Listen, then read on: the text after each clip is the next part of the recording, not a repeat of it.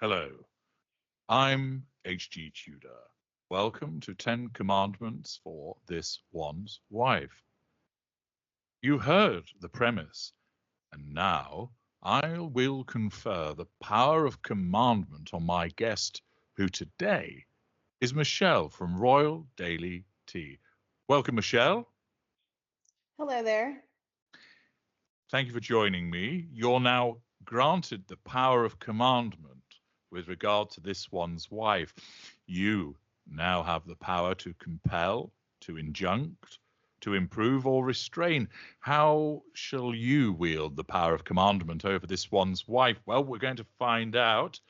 Let us begin by you telling us what your first commandment is. Okay, the very first commandment is Meghan Markle will not get a seat at the table unless she is invited or gives proper notice, 2 to 3 days business day request to get a seat at the table. Okay. Now, I think I know where you're going with this, but when you talk about the seat at the table, what are you referring to? Really, for any event, Megan's always talking about she needs a seat at the table. She needs to be a part of something. She's always interjecting herself into spaces that she may or may not have been invited to. And we don't like to shock and scare people. So we do ask that she only shows up if she's invited or if she gives a proper 2 to 3 business day request, which could still be denied. But we just don't like her showing up and having a seat at the table on her own Yeah. accord. Yeah. So she has form for doing this, which is of consequence of her sense of entitlement and a lack of boundary recognition by virtue of her narcissism. So we know that she turns up at events where she hasn't been asked, or she muscles her way in by basically telling them, I want to attend, and that person feels like they're obligated to have her. You find that offensive? Yeah, she's always talking about getting a seat at the table, and she doesn't know how she got there. And so we just decided we're going to make that a commandment that she doesn't just get a seat at the table, that But it has to be given to her. but Michelle, she's the Duchess of Sussex. Surely that means she gets a seat at the table. Well, if we're talking in regards to Blankville, I am the president of Blankville. Hmm. So here are the commandments. They mainly focus on Blankville, I guess, but we would say that she doesn't have any of that stature here. Okay. And so people have requested that she puts in a request to All have a seat at right. the Okay. table. Yeah. All right. That's understood. What's your second commandment? The second commandment is Meghan Markle shall not give any woke or word salad speeches until it's been properly vetted.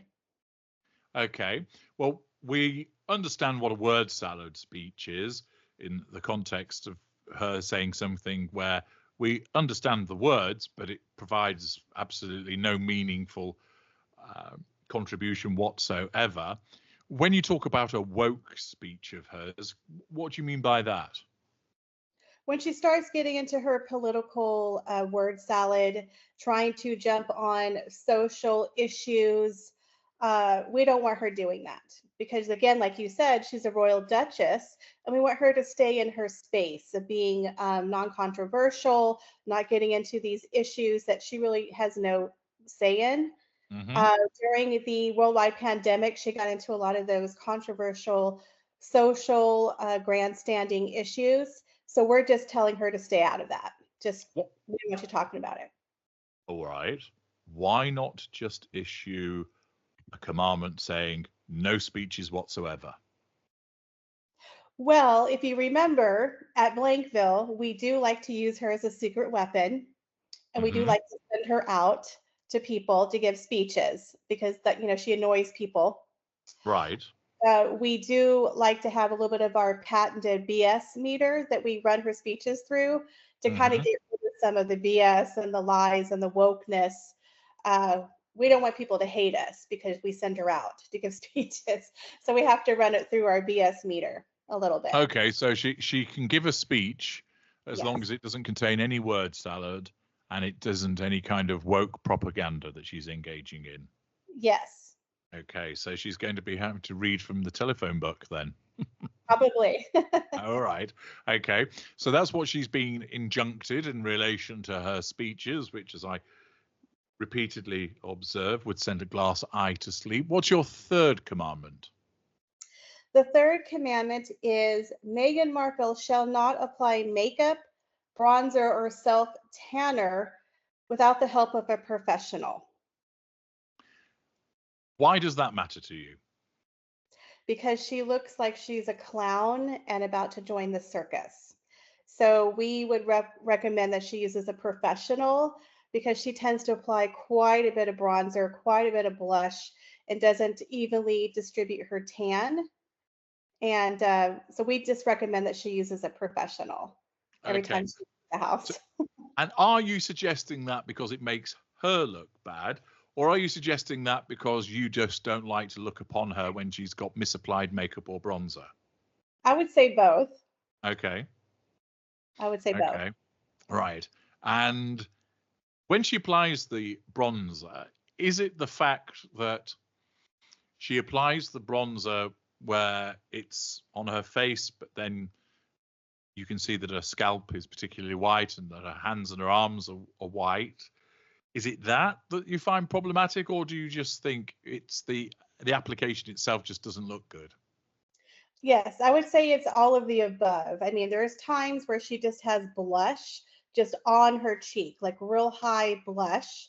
And then there are times where she looks like she applied self tanner because she's trying to appear darker, maybe for certain audiences, certain visits, certain points, but then she doesn't properly apply it to like her hands, her scalp, her feet. So it's kind of like it's just a bad look. So we recommend she uses a professional. Okay. What's your fourth commandment? Meghan Markle shall not dress herself without a mirror and an iron. So she's notorious for wearing ill-fitting clothing, and that she wears inappropriate outfits which are often crumpled. So the iron is to get rid of the crumpled nature of it. Do you think she can iron? I don't know. I would say the jury is out on that one because I've never seen any evidence of her No. owning an iron. So I would say probably no. You'd think she'd have a housekeeper that would iron the clothing for her, wouldn't you? You think. You Yeah. think. Are you Yeah. proficient with an iron? I used to be.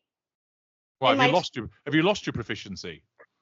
Well, I don't really iron anymore. I think I don't really need to. I do a lot of steaming. In my 20s, I used to permanently have an ironing board open in my room and with an iron attached because I was always on the go. So all my roommates would come in and because they knew the iron was always in the room. Nowadays, I don't even own an iron. Actually, I own a steamer. Steamer, yeah. Yeah. Yeah. I've always ironed my shirts. I was like, oh yeah, always. And interestingly, it was one of the things that my mother, matriarch, imposed on me was, and actually, it's something that was quite useful. I learned to iron at a pretty young age, actually. And so I've always ironed my own shirts because I like them done a particular way, and I often find that people don't do them the way that I want them done. So in relation to wearing a uniform, etc. So it's important to have it done because one looks particularly well turned out. So I've always wielded an iron. So I agree with you. Whenever I've seen her looking rather crumpled, it causes me to tut and shake my head and think, yeah, you just need to wield an iron. I remember having to teach some of my friends how to iron. There's one occasion when where we were living, I had somebody lodging with me, and it was his first day at a particular workplace, and he sort of came up to me looking a little bit lost, and I knew immediately. I said, "You don't know how to iron a shirt, do you?" And he was like, "Not really." I said, "Give it here," and I gave him a demonstration. But yeah, so she needs that. Now, leaving aside my proficiency with the iron and your proficiency with the iron, she's got to dress herself with a mirror. But do you think that would actually help? Well, we're hopeful. We're hopeful. You know, these are commandments, but very strongly enforced. We recommend an iron. We recommend a mirror because it apparently, I don't know if she looks in the mirror or if her staff just doesn't like her. I would say The iron makes sense. You've got to use the Yeah. iron because it's Yeah. clear. It's clear certain clothing has not been ironed properly. Of course, clothing can crumple in transit. That happens. But with certain things, you just know that an iron hasn't been anywhere near it. But I think you might have an issue with the mirror, because I would Mhm. suggest that she looks herself in the mirror and still thinks she looks good. Because as I've explained in my work, because of her narcissism, she looks in the mirror and thinks, "Ooh, you look good enough to eat." So she doesn't actually see that it looks ill-fitting. So I'm not so sure your commandment will cure the problem. Oh, okay. Okay. Well, then I tell you what, can we add an amendment to the commandment? We'll say she has to properly iron her clothes and then seek that of a professional to give her a once over before she walks out. But again, that could be a moot point because she knows best, right? Yeah, So I think perhaps if what you're yeah, aiming at is she has to use an iron and she has to follow the direction of a right, stylist. right, which she probably won't follow. Well, if she has to, it's a commandment.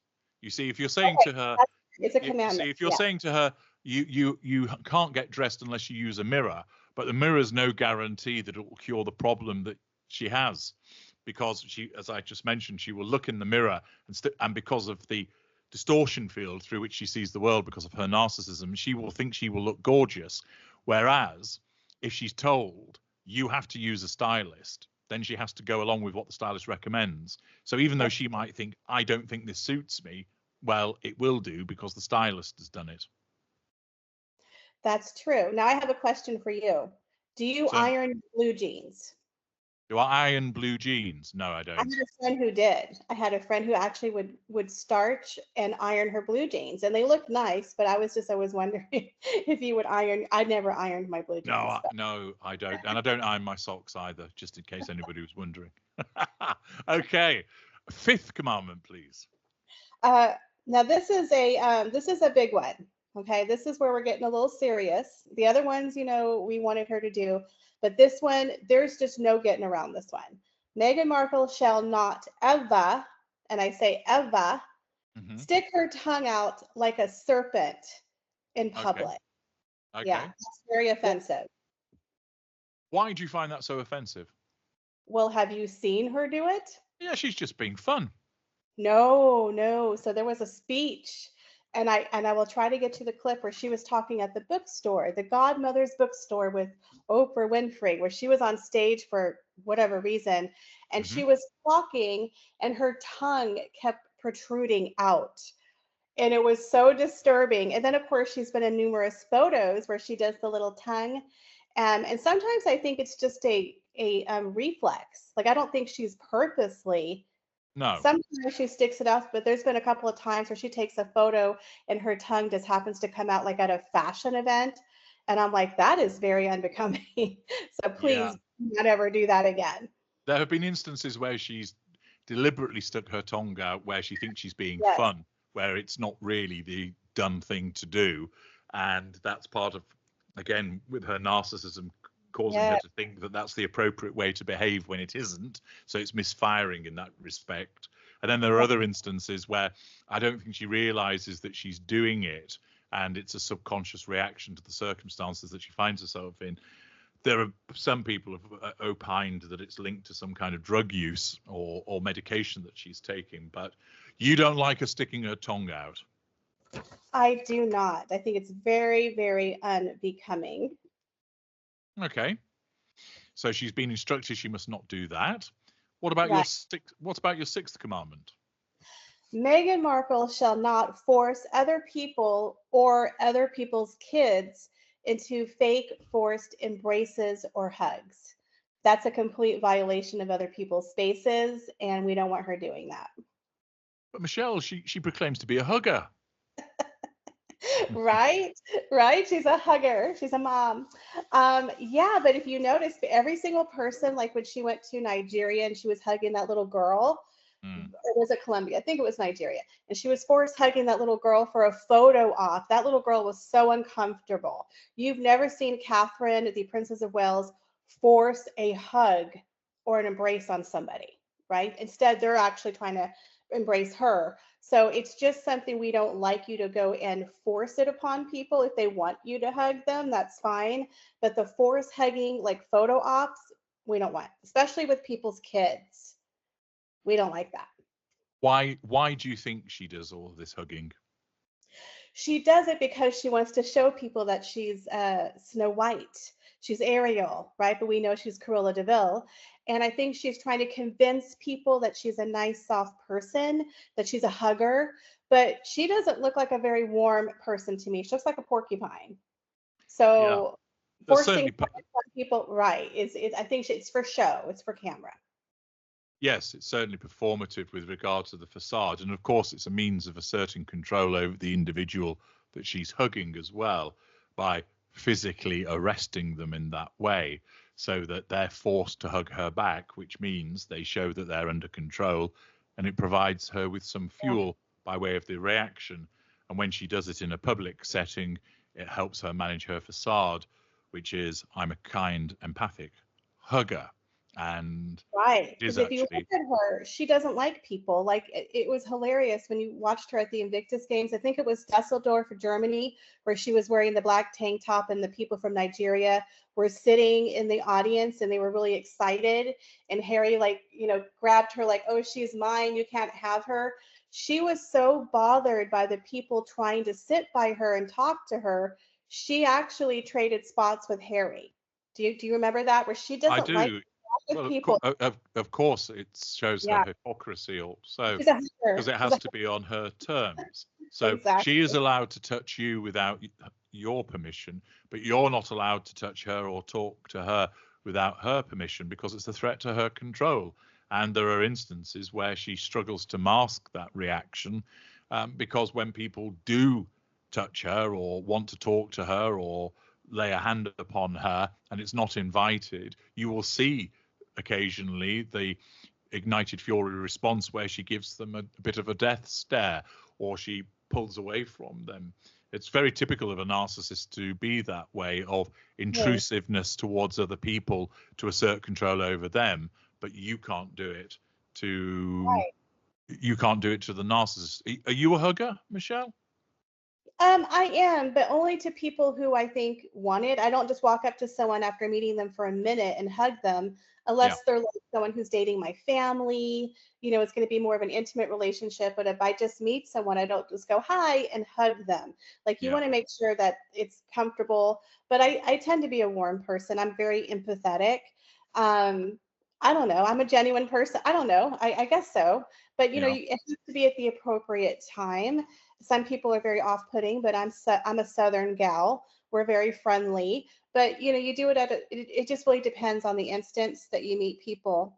But with Meghan, like the woman cleared out Wimbledon because she doesn't like peasants. She doesn't want to sit with people, but she's a No, hugger. no. I'm not a hugger. It makes my skin you're crawl. you're not a hugger. Aw. No, you don't need to say, I'm perfectly content without being hugged and going around hugging people. There are circumstances where I recognize that people require a hug, and in extremis, I might well do it if I see that it's an appropriate thing to get what I want.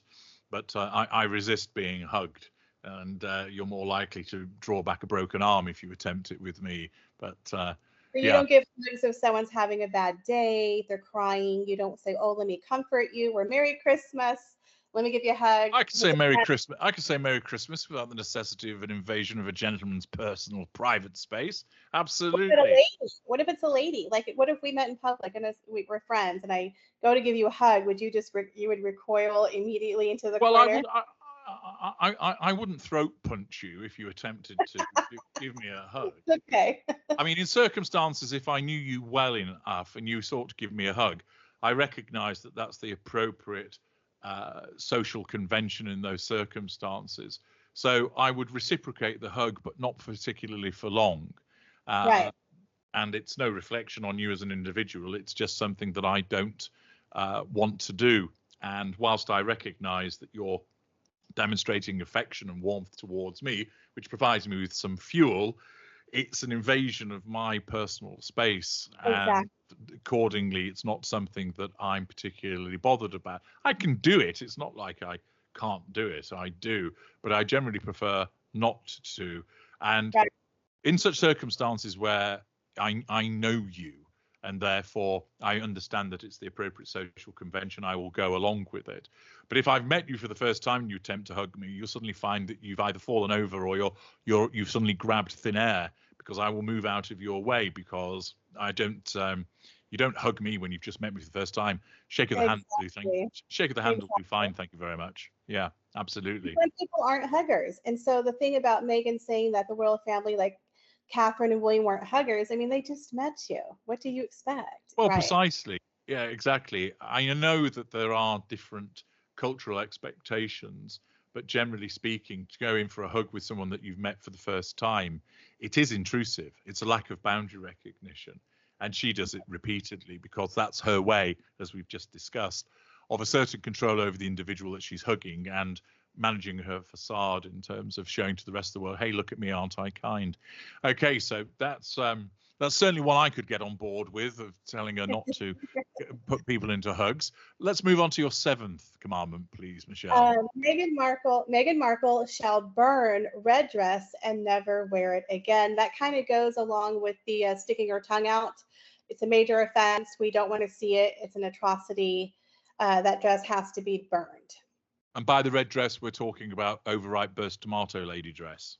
Yes, the one that looks like she has Cinnabons on her boobs. Yes, has to Yeah. go. Okay. And even when it became desiccated chili pepper dress, still has to go. Yeah, it just was the most unflattering dress ever. I think Meghan Markle's a pretty woman, nice figure, but when she comes to evening wear, I don't know what happens. Yeah. Do you think that's the worst dress that she's worn? Yes, 100%. And that's why it's got to meet with a fiery end. It does. I mean, and the woman, well, look, I give her kudos for trying to recycle, because I've never really seen her recycle an outfit before. I think she's trying to take a page out of Catherine's book, and she took that bustle off, which added poundage to her backside, which a woman never needs to do.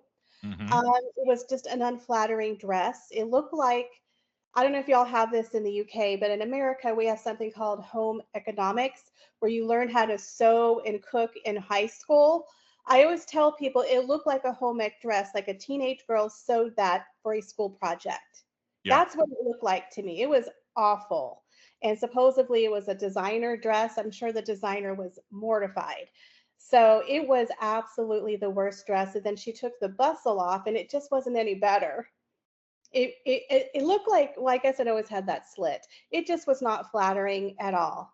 At all. No, it certainly didn't do her any favors. I think most people of sound eyesight would reach that conclusion. Just that red dress, none of her other clothing that would be thrown onto a bonfire?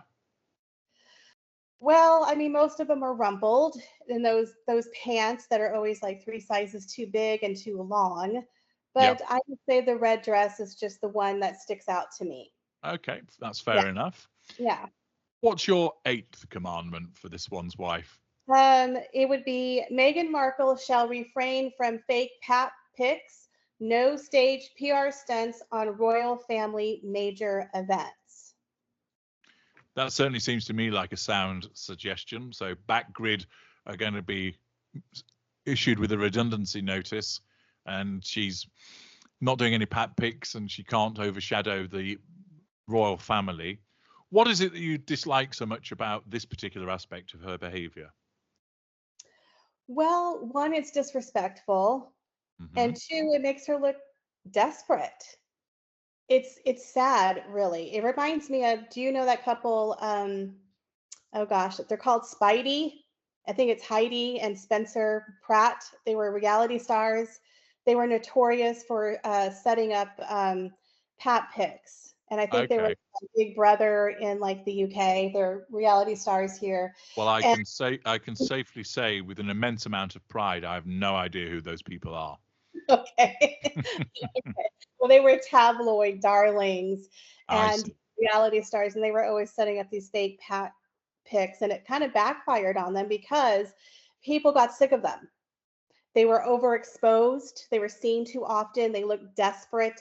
And then it became very apparent that they were setting up these stage photos, and it almost tanked their career. So Meghan Markle, in my opinion, it makes her look desperate. We never see this woman.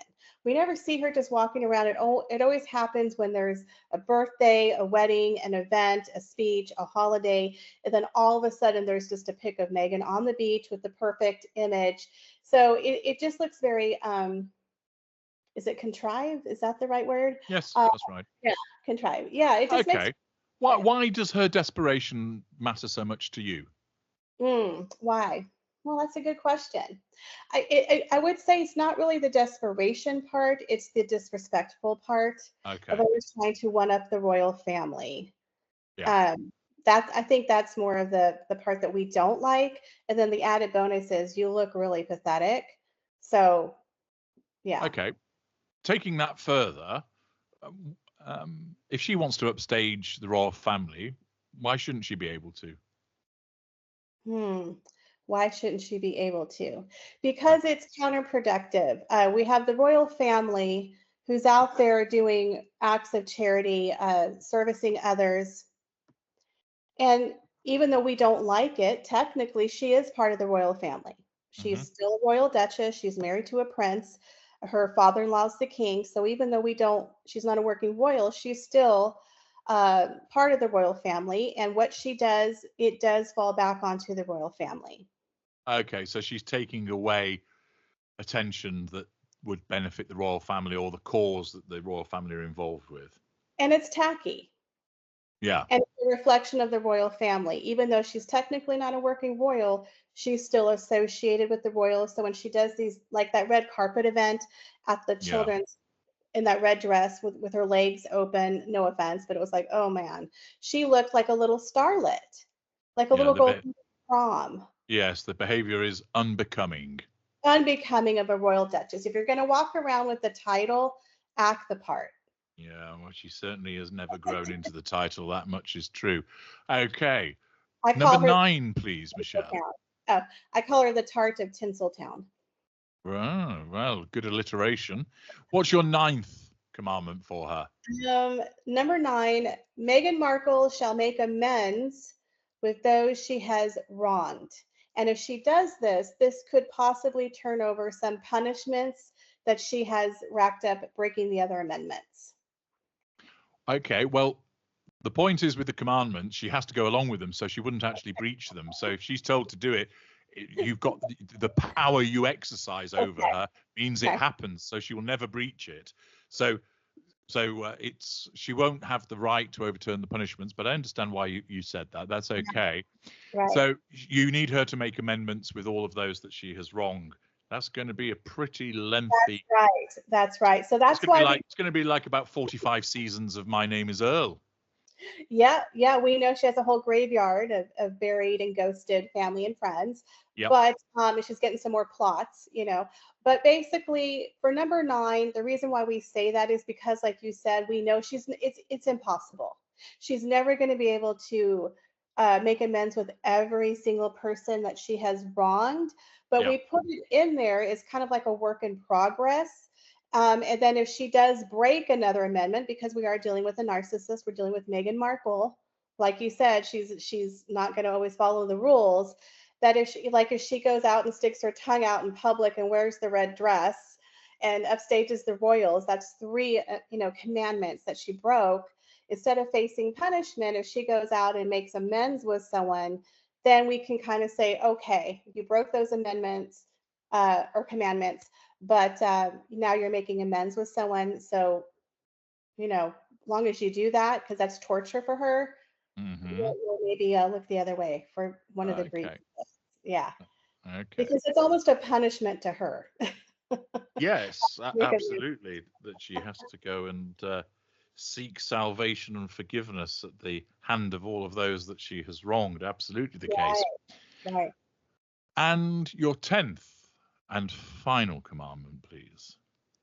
My 10th and final commandment is Meghan Markle shall not use the saying or terms H, my now husband, right, I'm a mom, or community. Okay. So she's banned from the use of those words or phrases. What is it Yes. about H that means that it's on the banned list? Um, it's just weird. It's Okay. odd. He's the royal prince. He's your husband. I've never heard anyone refer to their husband by just their first initial. Okay. And my now husband, what's so bad about that? Again, it's weird, right? She's been married for 6 years and she always says, my now husband. It's like you've been married twice. Mhm. So are you telling people he's the husband you're married to currently, but there could be a future husband? So again, it's kind of a weird respect thing. And how many people do Yeah, you I know think refer to I, their I, I maiden I husband? think a lot of people actually misunderstood what she said when she referred to my now husband, and they all took it as her saying, "He's my husband for now." I don't think she meant that. I think what she's saying Oh, is he has now become my husband. So the context in which she said it is, basically he was my boyfriend and I was engaged to him, and he's now my husband. Or that he was Prince Harry and he's now, well, both Prince Harry and my husband. I don't think she was referring to him as husband for now. I think it was different, but it's still a strange phrase to refer to him. Just say, why not just say my husband? But yeah, okay. right, right. She said that to him but it was a couple years into the marriage, I think, that she would refer to him as that. So maybe Yeah, that's we took it out of context. the use of right. So she's seeking to assert control over people by always eliciting their confirmation with regard to what she's doing. What's so bad about I'm a mum? It's kind of it's interesting. I believe there was an article about that where she's always trying to convince people, I'm a mom. It's weird. It's kind of like I'm a hugger, I'm a Mhm. mom. It's like she's always trying to convince people of something that we have absolutely no proof of. Yes, And we'll see it's her a kids. Yeah. yeah, it's as Margaret Thatcher once said, power is a little bit like being a lady. If you have to tell people that you are that, you're not, or words to that effect. Exactly. So she's Exactly. invariably trying to tell you this is what I am, because there's part of her that is concerned that she's not seen as that. So she has to convince you of it. So it's a little bit like when people will say, ask anybody who knows me. They'll tell you I'm a kind person. Why do you feel the need to say that? Just let those people speak for themselves. You don't need to assert that because other people, you can go and ask other people that they're going to confirm that. It is again an attempt to justify your position and convince people of your goodness. Yeah, and community. What's so problematic about? Well, it kind of gives me cult leader vibes. She's always talking about her community and her seat at Yeah, the table. Like she's cultivating a group of her yeah, like-minded people. And it just kind of falls under that whole umbrella of word salad with the community. yeah. What community are you referring to? She's never very specific. And it Mm. kind of goes into that weird cult mentality, I think, with Meghan Markle. So we just don't want her to use the word community. That's a fair point. I'm slightly surprised you managed to confine yourself to just those few words and few phrases, because she has quite an This extensive list of words that she uses, which you could say, oh, please don't come out with that. There's the one that when she talked about meaningful change, that's one that always Oh, makes me okay. think, Meaningful oh goodness change. me. Yeah. I'm sure that if we asked the viewers, they would come up with quite the list of words and phrases that you wouldn't want this one's wife to be using. Now, having looked across your 10 commandments there, Michelle, what is Uh-huh. interesting is two of them are prescriptive. So she has to burn the dress and she has to make amends. The other 8 are all about stopping her from doing things. So it's rather than encouraging her to do things, it's about stopping her. So you'd rather restrain her than encourage her. Um, encourage her. Well, not necessarily, because if you look at it from a different perspective, we're still saying she can go out and do speeches. We're just going to run it through our patented BS meter, get rid Mm-hmm. of the word salad, get rid of the woke propaganda, the woke stuff that she's putting in there. She can dress however she wants. but we do recommend she uses an iron and a mirror and a stylist. She Hmm. can wear whatever makeup she wants, but again, we recommend that she learns how to apply it. Hmm. Um, she can still go out and do events. She could do pap walks. We just ask her not to do it on royal events. And we Okay. just ask her not to use a few key phrases. So I don't feel that's really um, stopping her, or what would you say, restricting her freedom. But we do have rules, right? We have to have some kind of rules for conduct. So I think that's what we would say. They're just more like very strongly placed suggestions. Understood. Okay. Well, there we have Michelle's 10 Commandments for this one's wife. Valuable viewers, what do you think of those commandments? Do they accord with what you would have wanted to hear in relation to this one's wife? Or ought Michelle to have gone a bit further? Might it be the case that your itch has been scratched in terms of what you would have liked to have had issued towards her, or do you want more? Well, you can let Michelle and myself know in the comments section. I'm HG Tudor. Thank you, Michelle, for your contribution today. Thank you for having me. You're most welcome. And thank you to all of you for listening.